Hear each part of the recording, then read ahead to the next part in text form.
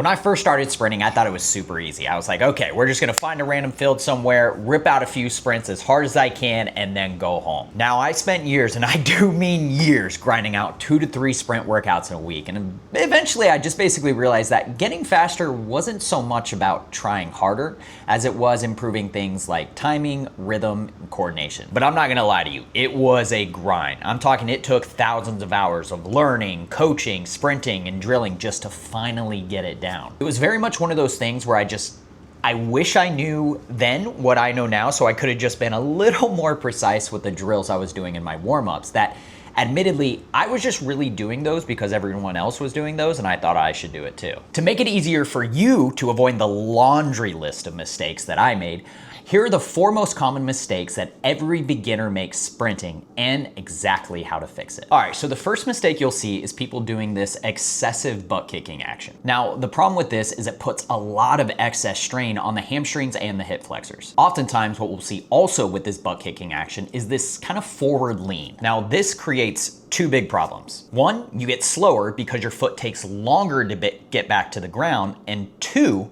you lose stride length and power because you can't drive the knee forward to cover more ground. Now, a drill I love to fix this is the knee punch run, and here's how it works. I want you to hold a target in front of you at about hip height. Now, in this video, I'm using a water bottle, but you can use a med ball, a band, or anything you have available. Now, when you run, don't think knees up. Instead, I want you to think knees forward. I want you to punch the target. This is gonna teach you to attack the ground from above, keep a more upright torso, and stop relying on that butt kicking action. If you can get good at this, you'll not only be faster, you'll also significantly reduce strain on your hamstrings and your hip flexors. All right, let's talk about the high kneer. Now, this is one of the most popular cues in sports, and honestly, one of the worst things you can focus on if your goal is to sprint or even just to sprint faster. If you grew up playing sports, then you've heard it 1,000 times, the coach screaming, knees up, knees up. But here's the problem. When you consciously try to lift the knees up, you actually put less force into the ground. Instead of pushing into the ground, which is what creates speed, you end up fighting gravity. So you're trying to lift your leg instead of projecting your hips forward. What we need to do is learn to attack the ground driving down and back. This creates propulsion, which moves us forward. The harder you strike the ground down and back, the higher the knees come up naturally. It's not something you actually have to think about. This makes for a longer stride and faster speeds, but the learning lesson is that knee height is an outcome of how hard we strike the ground and not actually a cue. Think of the ground kind of like a trampoline. The more force you put into the ground, the more it gives back. You don't try to jump higher, you push harder. And this is where I really like the straight leg run into a sprint because it teaches you to strike the ground driving down and back. Blending it into a sprint ensures that it actually sticks versus just performing it separately as a drill within your warm-up. All right, anyone with a background in field sports, I'm talking about soccer, football, rugby, usually makes the same mistake when they sprint. They overpush, and that almost always leads to overreaching. Here's what that actually means. Overpushing is essentially when your leg extends too far behind your hips. Overreaching is when your foot extends too far in front of your hips. Now, how those two are related is if we overpush on the backside, we end up overreaching on the front side to avoid hitting the ground. That reach is a solution the brain creates to keep us safe from falling, but it also comes with a cost. First, there's more strain on the ankles, knees, and hips. And 2, there's more braking because you're landing further out in front of your hips. Now, what's bad about this is braking obviously kills speed. So if we want to sprint faster and safer, our goal is to set that foot down as close as we can to under our hips as possible.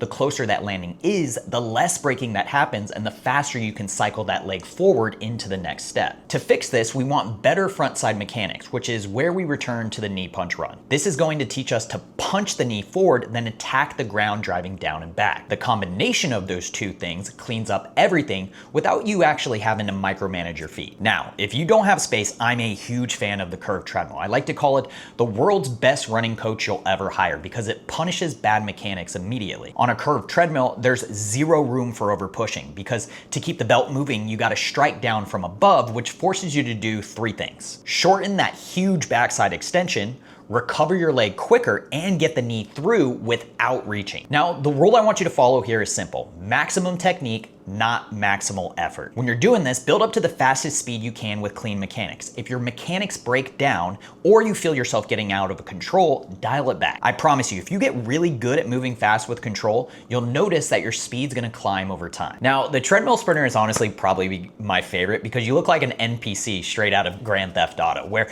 the arms are very much moving, but you're not really going anywhere. So here's the issue.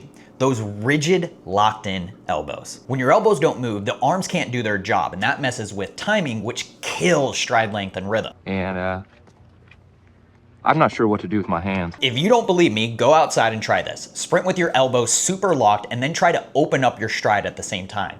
You're gonna notice that feels absolutely awful because your lower body wants to cover more ground, but your upper body won't let you. Now, if you're just running, you can get away with stiff arms because running and sprinting aren't the same. Speed changes everything about how you organize your limbs and how you also strike the ground. To improve your arm action in a way that improves your sprinting, I love the standing arm swing. What I want you to think about is this. Drive the elbows to the sky when extending your arms behind you. As you swing them forwards and backwards, think about punching down and passing your pocket, kind of like you're drawing the letter V. As you pass your pocket, think about opening up the elbow instead of keeping it all jammed up near your chest. When you learn to swing your arms like this, you create more momentum, your timing gets cleaned up, and your mechanics get more efficient, meaning that you'll not only sprint faster, you'll also sprint faster without having to force it. Now, if this was helpful and you want to go deeper into how to create a complete athletic training program, make sure you watch this video. It'll help you develop a complete training program in just 7 steps. And make sure to subscribe to the channel.